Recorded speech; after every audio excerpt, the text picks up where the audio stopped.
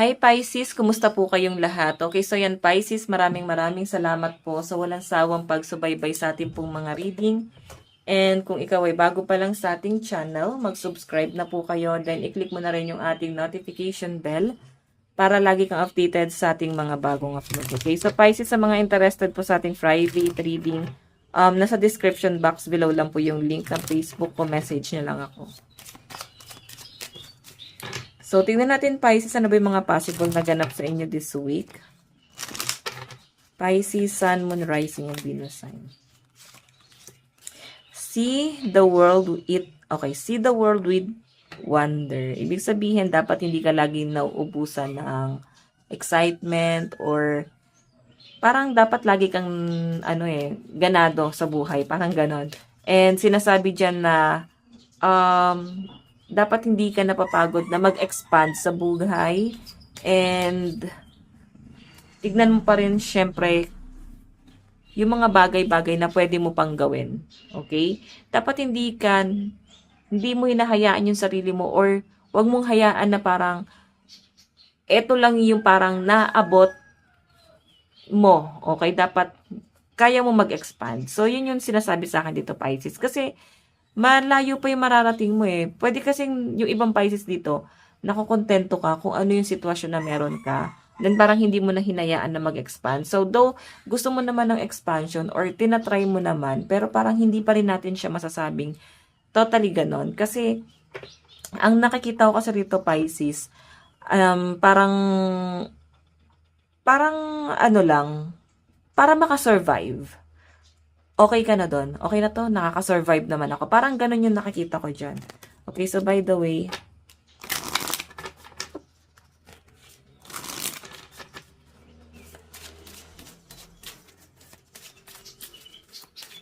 okay, additional message.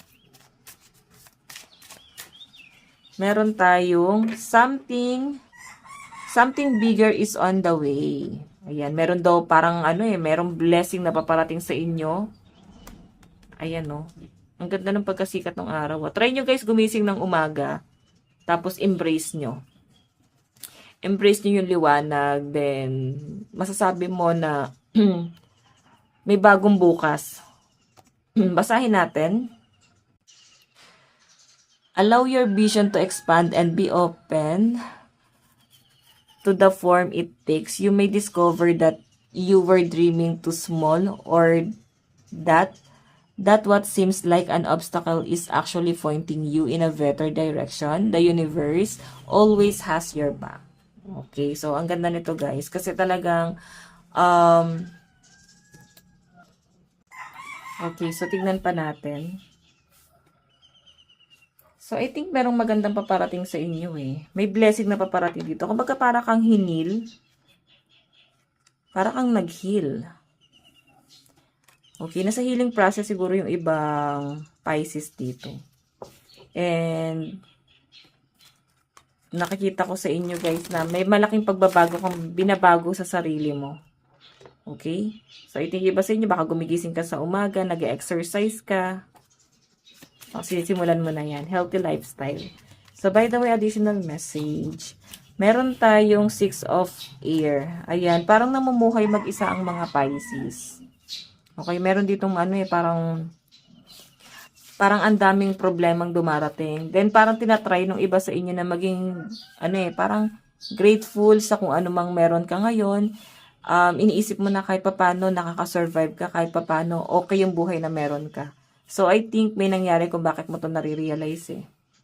Okay, so nakikita ko rin na medyo nagde-detach yung iba sa inyo, Pisces, sa mga taong masyadong madadrama, then ayaw mo rin masyadong ma-involve sa problema nila. Ayan ang nakikita ko sa mga Pisces kasi medyo na-overwhelm ka sa mga problema nila eh. Ayaw mo na masyadong pumasan ng problema ng ibang tao. Parang masyado ng emotional yung mga yan. Ayun Ayaw mo na rin masyadong makinig sa drama nila. Okay, kasi parang negative energy yun guys eh. Tingnan natin.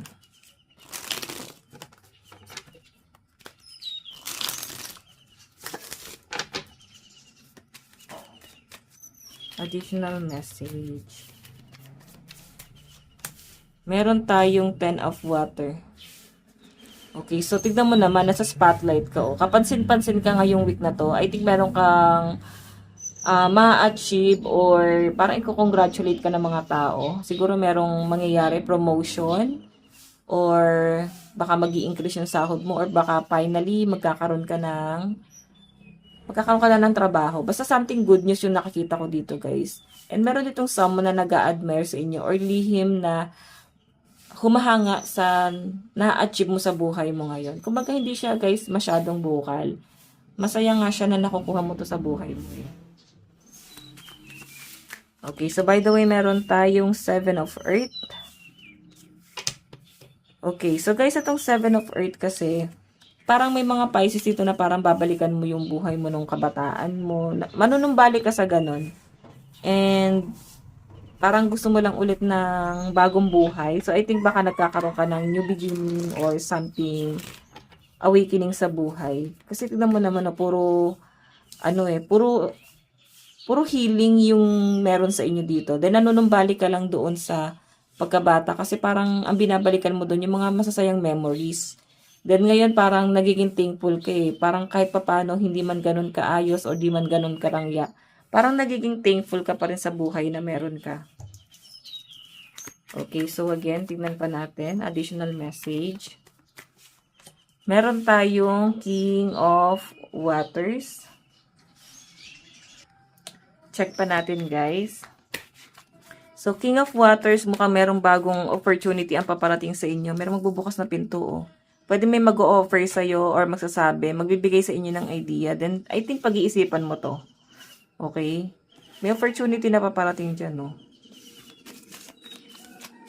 Meron tayong The High Priestess. Diba? Pag-iisipan mo to eh, kung ikagrab mo ba tong opportunity na to. So, I think baka meron kang papasuking business. Pero I think kailangan mo rin siya, guys, aralin. Parang kulang ka sa pagmamarket kung papasukin mo tong business na to. Kailangan malawak ang market mo or at least marunong kang makipag-communicate. Mag-entertain ng tao. Okay? So, yun. Kailangan mo ng expansion. So, tignan natin ang inyong advice. Meron tayong see the bigger picture. So, ayan. Diba? Tignan mo kung ano yung mga magaganda. Actually, ganun yung nangyayari sa inyo eh. Mas ina-appreciate mo yung mga dumarating sa inyo na blessing. Maliit man yan or malaking blessing man yan. Kumbaga, nagiging thankful ka. Okay? So, nakakatuwa kasi wala namang masyadong problema. Wala akong nakikitang pwede mo ika-worry this week. More on, nasa spotlight ka this week. So, by the way guys, ito lang pong inyong reading. Maraming salamat. God bless and love you all. Bye-bye.